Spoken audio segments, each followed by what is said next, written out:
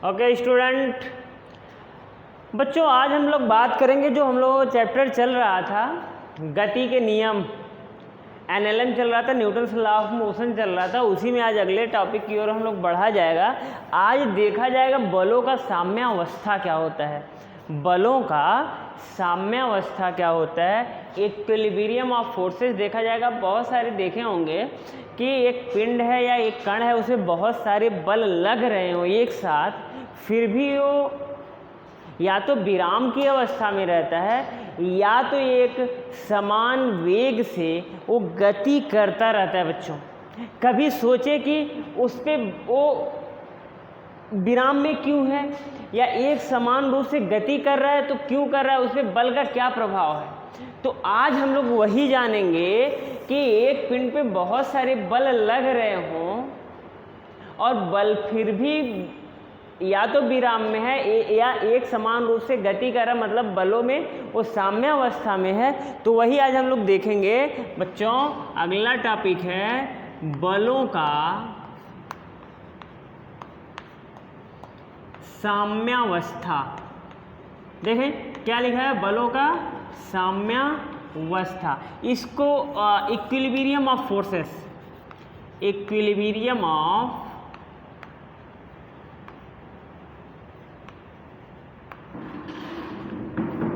Forces. तो देखें बच्चों, कोई भी पिंड, मान लीजिए कि एक पार्टिकल है या पिंड है, जो भी ले ले, इस पे बहुत सारे बल लग रहे हों। एक बल ले ले बच्चों F1 ले लें, दूसरा बल F2 ले लें, F3 ले लें, बहुत सारे बल लग रहे हों।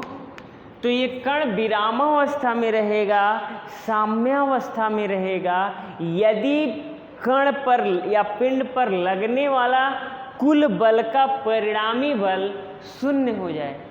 क्या हो जाए, परिणामी बल शून्य हो जाए। क्या कहता है कि किसी कण पे, यदि किसी कण पर बहुत सारे बल लग रहे हों और कण साम्यावस्था में हो, तो उस पे लगने वाले संपूर्ण बल का परिणामी मान, परिणामी बल शून्य होगा बच्चों। मतलब F1 plus F2 plus F3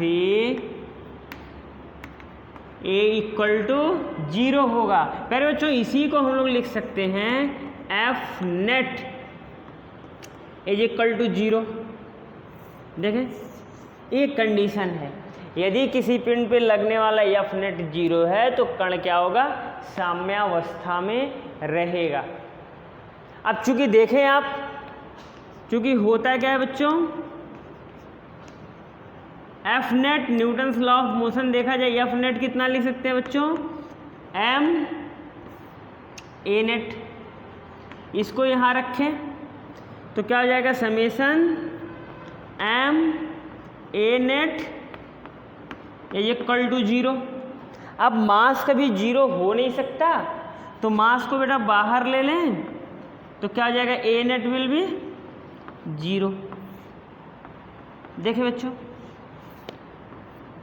तो अब ये कंडीशन हम लोग लगा के बहुत सारे प्रॉब्लम सॉल्व करने अपने वाले इस चैप्टर में बहुत सारे न्यूमेरिकल, बहुत सारे आंकिक प्रश्न बेटा एक कंडीशन लगा के हम लोग क्या करेंगे, सॉल्व करेंगे। अब एक साइंटिस्ट थे, उनका नाम था लामी। देखें बच्चों, उन्होंने एक रूल दिया कि एक पिंड पे बहुत सारे बल लग रहे हों, उनके बीच कोण मान लीजिए अल्फा है, बीटा है, गामा है, उनके बीच कोण क्या है, अल्फा है, बीटा है, गामा है बच्चों। तो उन्होंने इक्विलिब्रियम के लिए, साम्यावस्था के लिए एक रूल दिया, एक फॉर्मूला दिया, जिसको बच्चों बोला जाता है लॉमी का प्रमेय। देखें, लॉमी का प्रमेय बहुत इंपॉर्टेंट है, आपको जानना चाहिए, बहुत काम आएगा। लॉमी का प्रमेय इंपॉर्टेंट चीज़ है बच्चों। देखें लॉमी का प्रमेय, लॉमीज थ्योरम क्या बोलता है। देखें ये कहता है कि यदि पिंड पे 3 बल लग रहे हों जिनके बीच कोण अल्फा हो, बीटा हो और गामा हो, तो इन बलों का जो अनुपात होगा, इन बलों का अनुपात उनके बीच कोण के अनुपात के साथ लिया जाए। मतलब जैसे F1 बाई साइन अल्फा ये बराबर होगा बीटा बाई F2 के। ठीक है, क्या हो जाएगा तीसरा F3 बाई साइन गामा। क्या कहता है, लॉमी के प्रमेय के अनुसार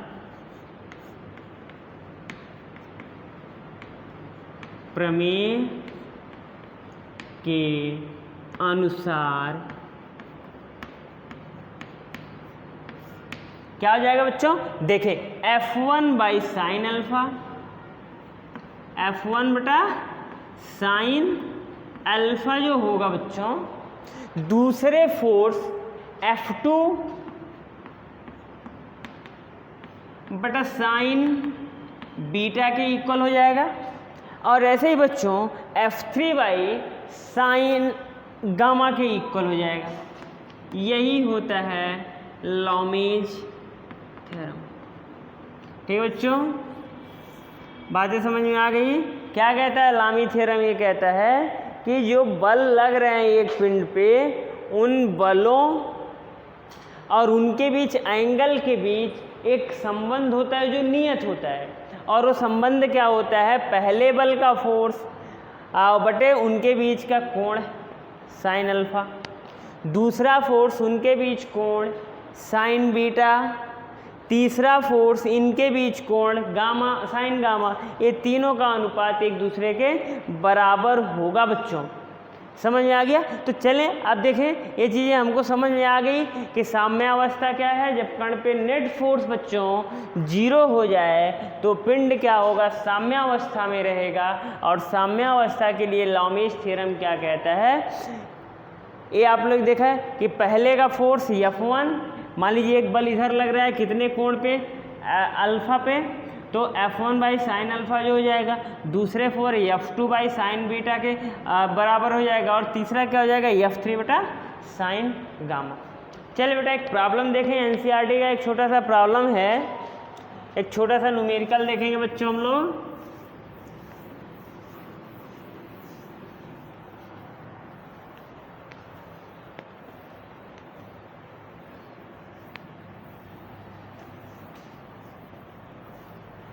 देखें बच्चों क्या कह रहा है आपका, देखें एग्जाम्पल है।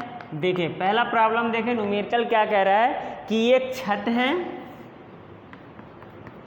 इससे 2 मीटर की रस्सी से, कितने मीटर से, 2 मीटर की रस्सी से 2 किलोग्राम का एक पिंड लटका हुआ है जो कि विरामावस्था में है। फिर से सुने बच्चों, 6 किलोग्राम का एक पिंड है, 6 किलोग्राम का पिंड है, 2 मीटर लंबी रस्सी से ऊर्ध्वाधर छत से लटका हुआ है। पूछ रहा है कि यदि इसके मध्य बिंदु से यहाँ से पकड़ के इसको खींच लिया जा रहा है तो कुछ ऐसे हो जा रहा है, ये खींचा जा रहा है कितने न्यूटन फोर्स से, 50 न्यूटन के बल से बच्चों इसके आधे लंबाई से खींच दिया जा रहा है। तो पिंड कुछ ऐसे हो जा रहा है। तो पूछ रहा है कि अब रस्सी में तनाव बल T,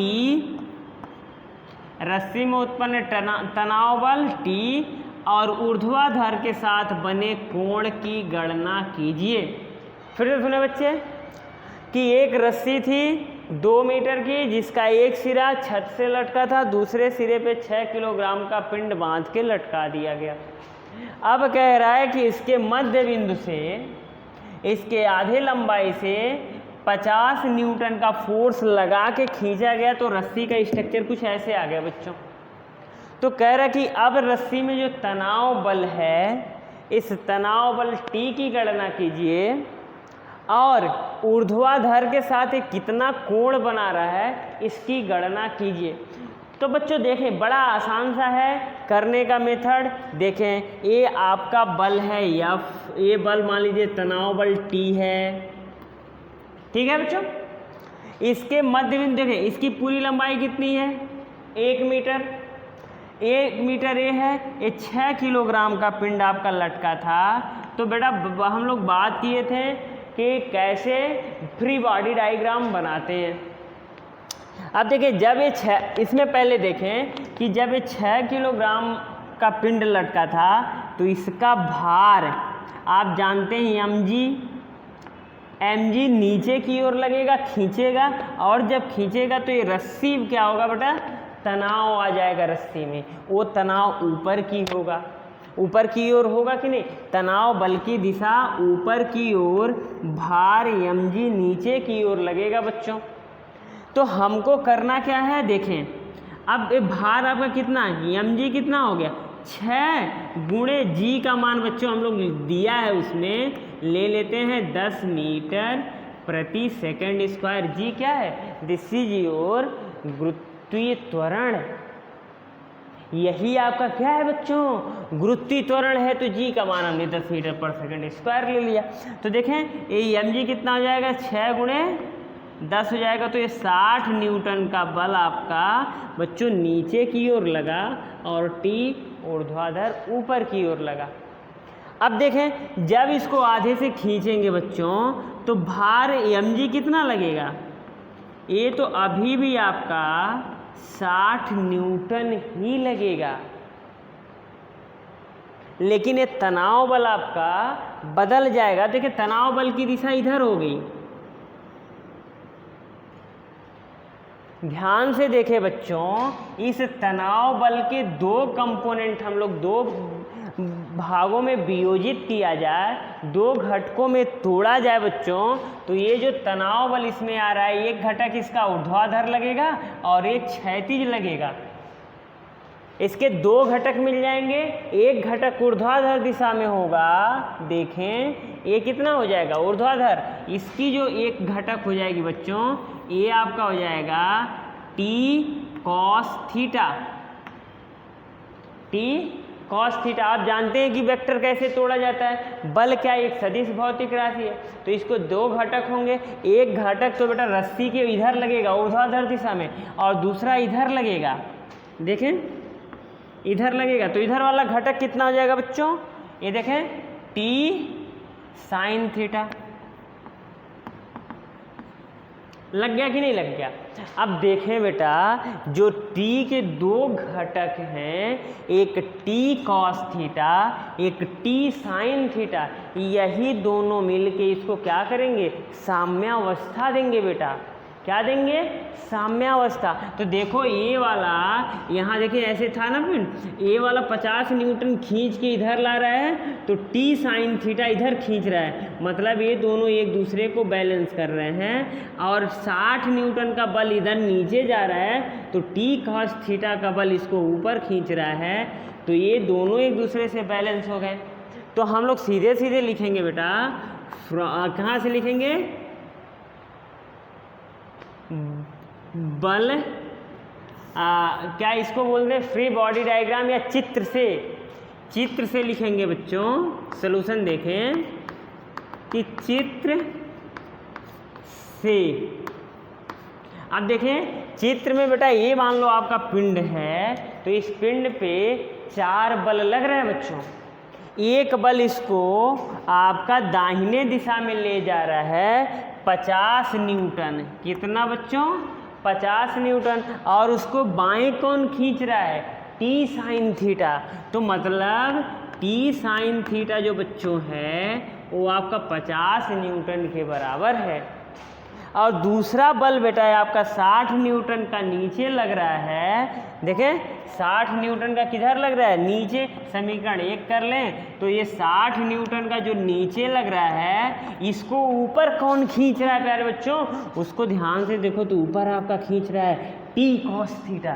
क्या खींच रहा है, T cos थीटा। तो बच्चों इस 60 न्यूटन को हम लोग लिख सकते हैं T cos थीटा। ठीक है बच्चों, कोई दिक्कत?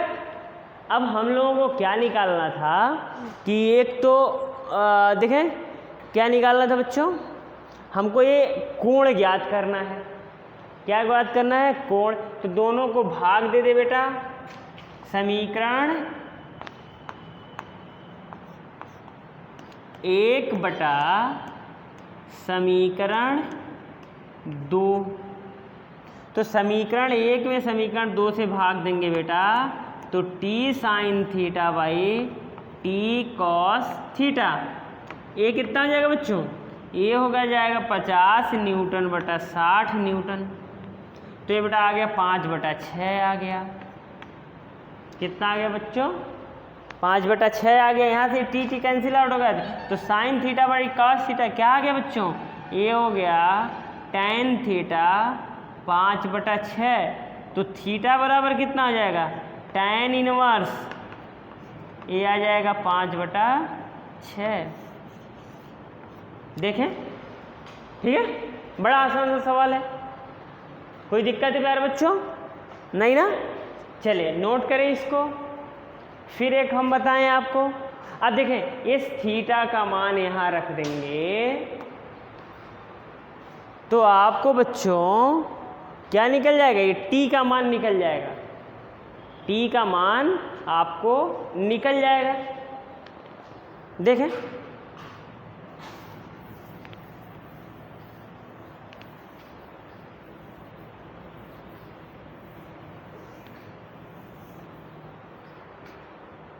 अब देखें समीकरण 1 से,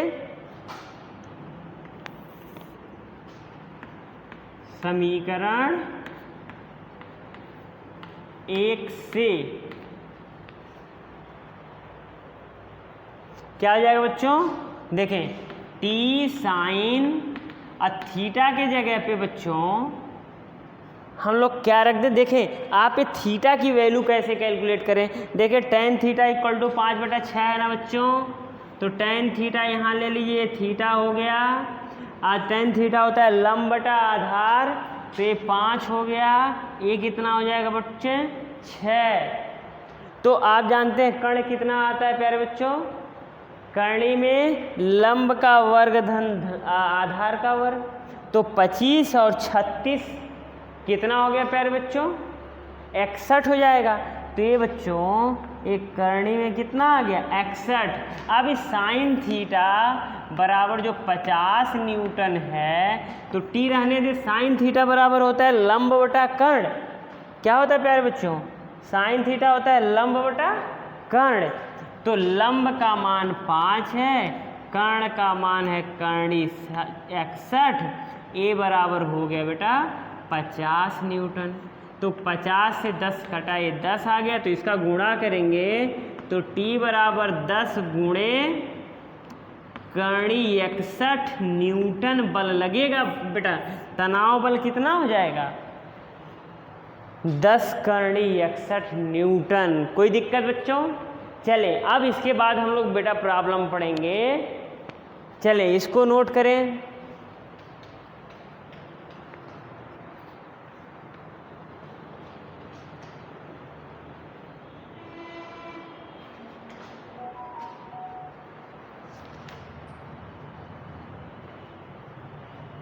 ठीक है बच्चों, कोई दिक्कत? चलिए एक और एग्जाम्पल देखें।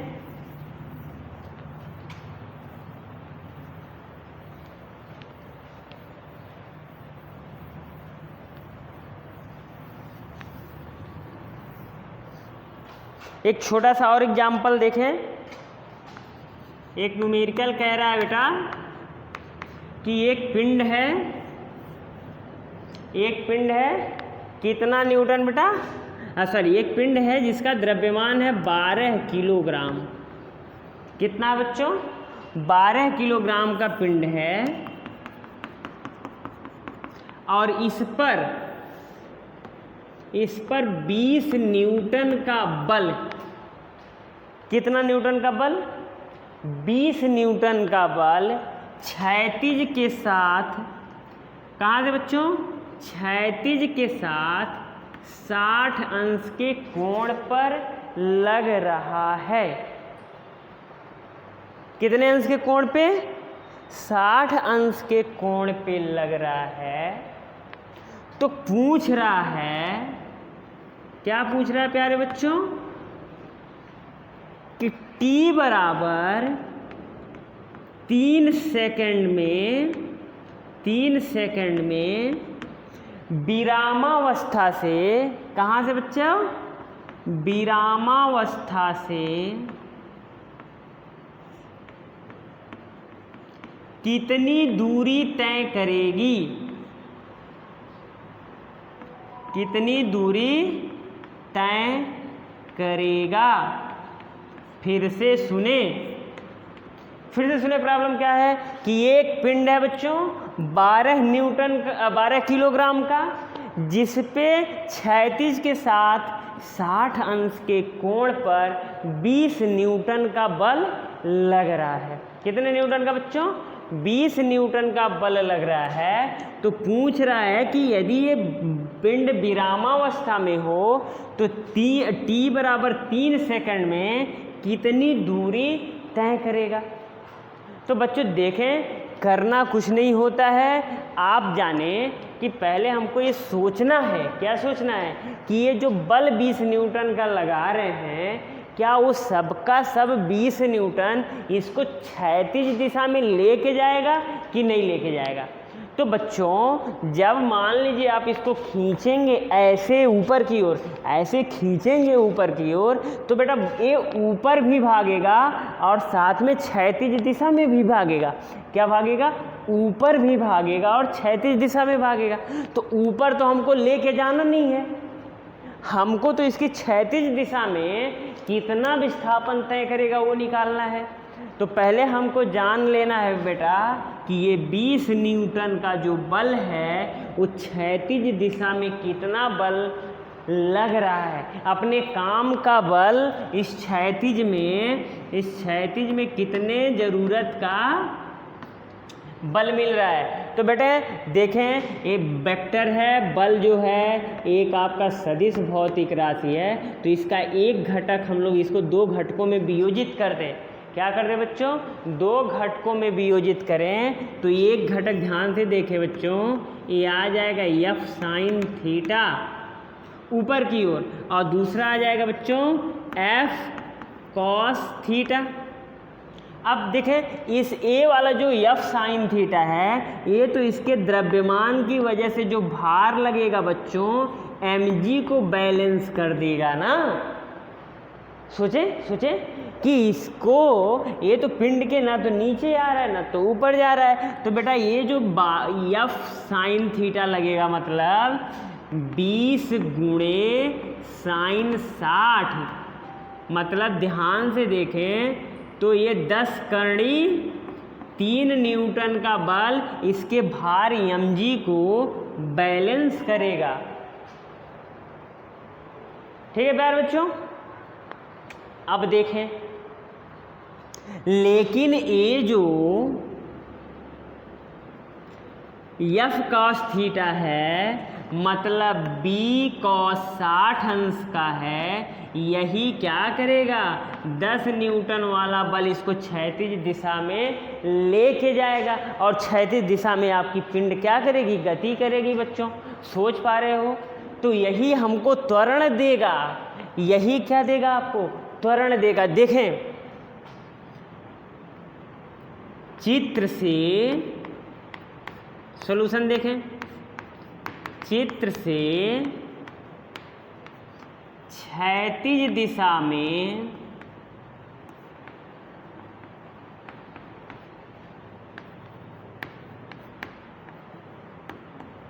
कार्यरत बल, ये क्या आ जाएगा बेटा? ये हो जाएगा f cos थीटा, और यही f cos थीटा आ जाएगा। f का मान कितना है बच्चों? देखें 20 है, cos है, थीटा कितना हो जाएगा? 60 अंश हो जाएगा। ठीक है बच्चों, तो ये कितना हो गया? f cos थीटा का मान हो गया 10 न्यूटन। तो यही आपका बल क्या करेगा? Fx जो होगा 10 न्यूटन का त्वरण देगा, त्वरण उत्पन्न करेगा। ठीक है बच्चों, अब देखें फिर से, अतः त्वरण कितना हो जाएगा, अतः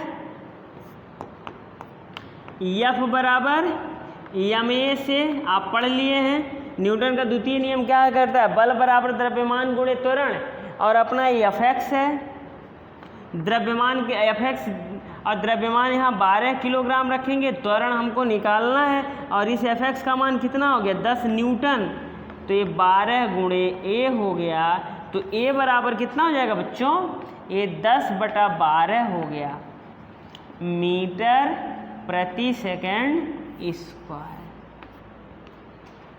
अतः आप देखें समीकरण लगाएं, अतः समीकरण S बराबर, अच्छा विरामावस्था से चला था तो चलें लिख लें, फिर बाद में देखा जाएगा, ut प्लस हाफ AT² से, गति कहाँ से चली थी बेटा, विरामावस्था में, तो u 0 हो जाएगा, u 0 हो जाएगा, पूरा पहला टर्म 0 हो जाएगा, 1/2, a के जगह पे क्या रखना चाहिए प्यारे बच्चों 10/12, ये 10/12 हो गया।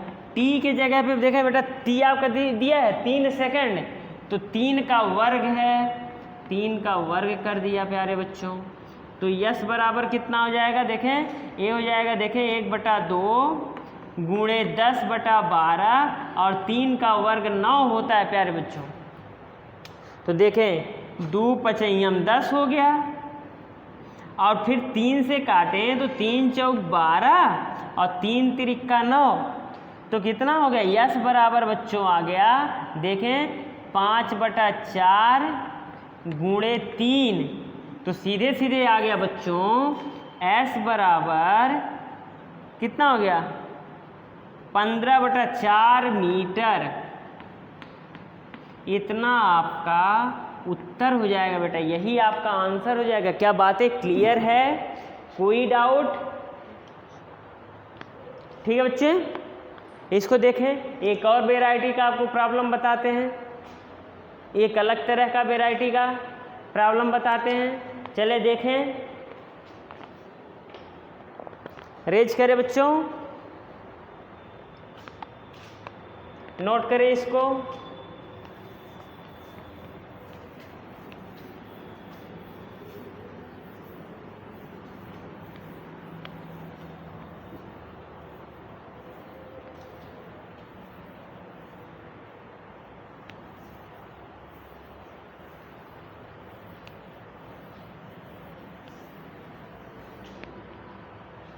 देखिए बच्चों, एक बहुत अच्छा सा प्रॉब्लम कई बार पूछा हुआ है आपके एग्जाम में पूछा हुआ है। तीसरा एग्जाम्पल देखे ध्यान से, कह रहा है एक क्षैतिज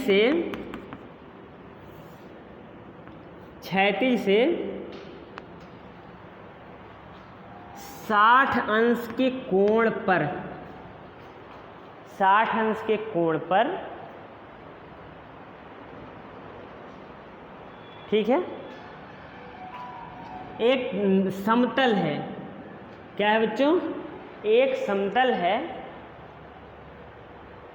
ठीक, और जिस पे एक घिरनी लगी हुई है, क्या लगी हुई बच्चों, जिस पे एक घिरनी लगी हुई है, घिरनी आप देखे होंगे, तो और इस पे एक रस्सी से एक 8 किलोग्राम का पिंड लटका है, दूसरे सिरे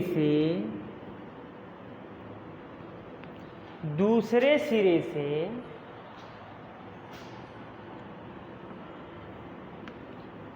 12 किलोग्राम का पिंड लटका हुआ है। तो पूछ रहा है बच्चों कि इसमें उत्पन्न तनाव बल T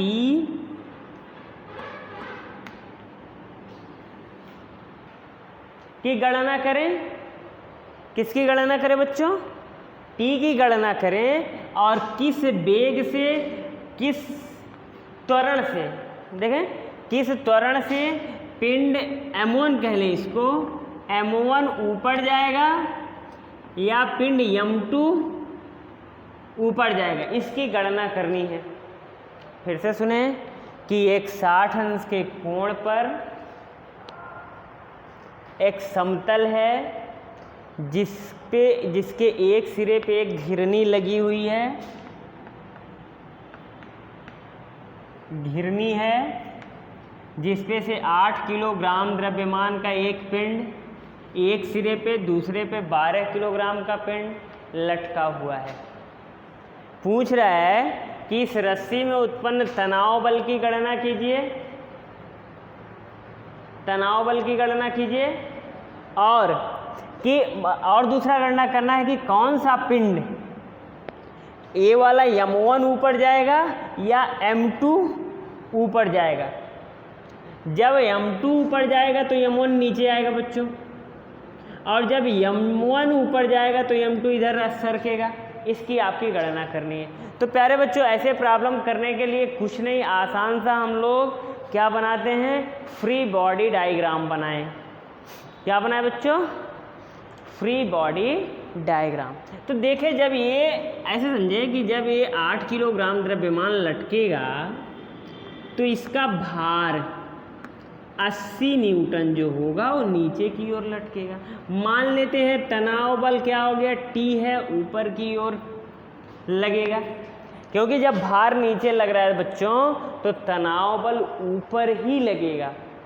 ठीक है, इसमें देखें, इसमें जब बेटा ऐसे नत समतल पे रखेंगे तो पिंड पे पहले 2 बल कार्य करेगा।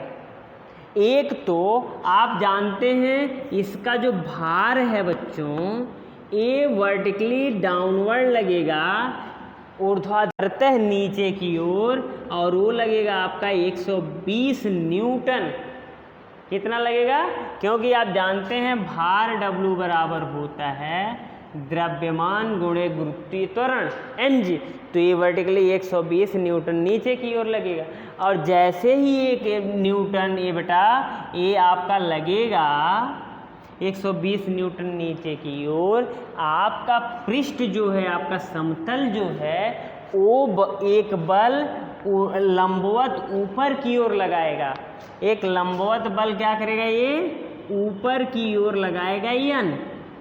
अब ध्यान से देखें, यदि ये थीटा है तो बच्चों ये भी आपका थीटा ही होगा, ये भी थीटा होगा। अब इसके 2 घटक के रूप में इसको वियोजित कर दें, इस 120 न्यूटन के 2 घटकों में तोड़ दें तो एक घटक इधर आ जाएगा बच्चों, ये हो जाएगा आपका mg cos theta, mg cos theta हो जाएगा। और एक इधर आ जाएगा बच्चों, देखें एक बल आपका इधर आ जाएगा mg का मतलब ये m2 मान ले बेटा, तो m2g वही m2 की वजह से ये 120 न्यूटन आया है, m2g साइन थीटा। ठीक है बच्चों, अब देखें मेरे पास क्या क्या फिगर बन गया। देखें फ्री बॉडी डायग्राम, देखें ये आपका था, देखें ये m2g है जिसका मान हम लोग बेटा 120 न्यूटन निकाल लिया गया है। ये हो गया आपका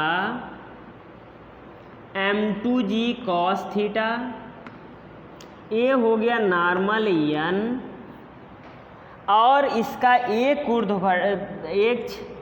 क्षैतिज घटक आ गया आपका m2g साइन थीटा, और इधर एक तनाव बल लगेगा T।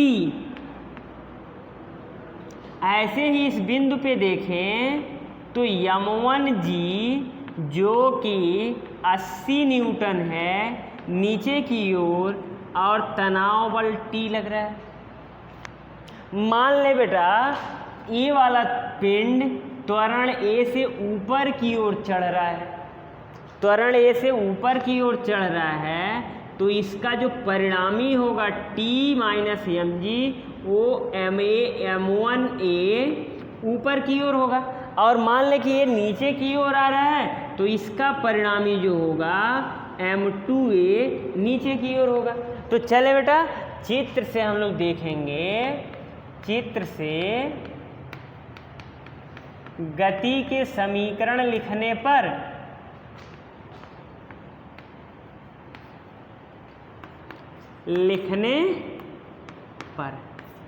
देखिए गति के समीकरण कैसे कैसे लिखें।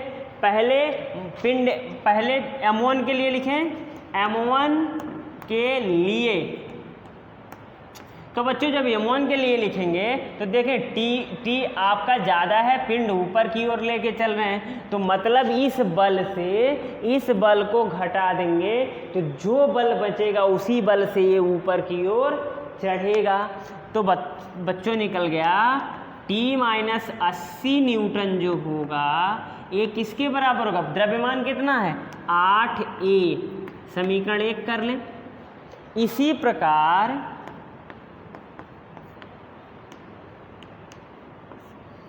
M2 के लिए, जब M2 के लिए बच्चों लिखेंगे तो देखें मान लें कि पिंड इधर आ रहा है, पिंड इधर मूव कर रहा है, तो इसमें त्वरण कितना है A है। तो जाहिर सी बात है बच्चे, जब ये पिंड नीचे की ओर सरकेगा, जब पिंड नीचे की ओर सरकेगा तो इस m2g साइन थीटा का मान इसके तनाव बल से ज़्यादा होगा, तभी नीचे की ओर जिस बल का मान ज़्यादा होगा पिंड उधर ही दौड़ता है बेटा। तो देखें क्या लिखेंगे, m2g साइन थीटा एक माइनस टी बराबर हो जाएगा आपका, देखिए 12 गुणे ए, और m2g का मतलब देखें 120 ये निकाले हैं आप, 120 साइन 60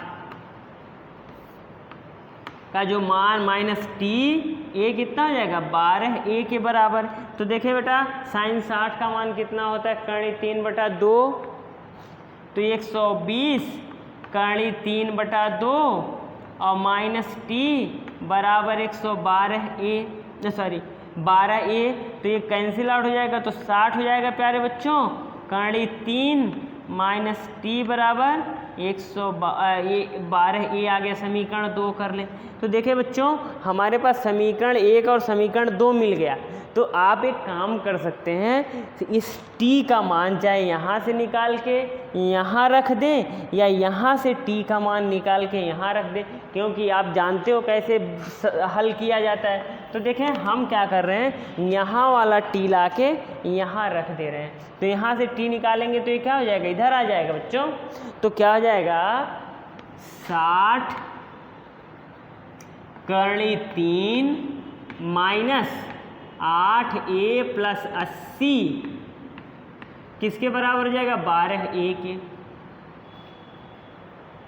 तो देखें ये 80 हो जाएगा, 60 कर्णी 3 और ये माइनस हो जाएगा माइनस 80 और ये वाला माइनस उधर जाएगा तो कितना हो जाएगा 20A, ये इधर जाएगा बच्चों तो क्या हो जाएगा ऋणात्मक है उधर धनात्मक हो जाएगा 20A।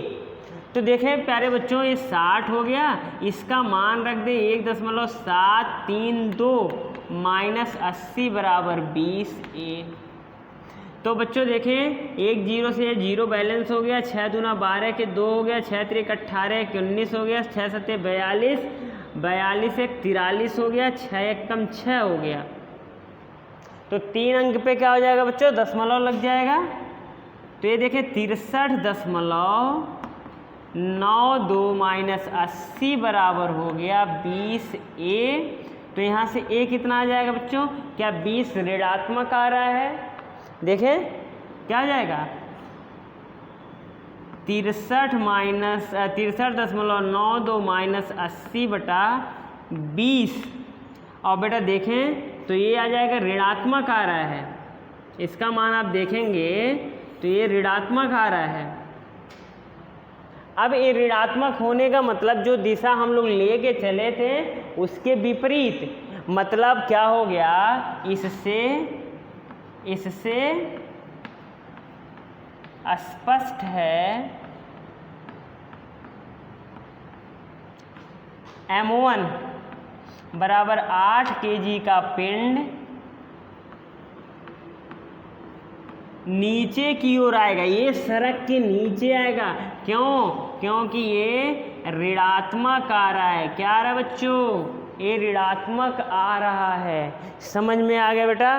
क्या क्या निकालना था, ये निकल गया। अब इस ए का मान आप कहीं भी रख देंगे बेटा तो टी का मान निकल जाएगा। ठीक है प्यारे बच्चों, ये हम लोग 3 वैरायटी का प्रॉब्लम देखा गया। अगले वीडियो में और रिलेटेड जो जेईई मेंस, नीट, आपकी एनसीईआरटी के प्रॉब्लम उसको सॉल्व किया जाएगा। तो इसको आप देखें, जहाँ नहीं समझ में आए उसको पूछें और पढ़ाई करें। ठीक है बच्चों? ओके।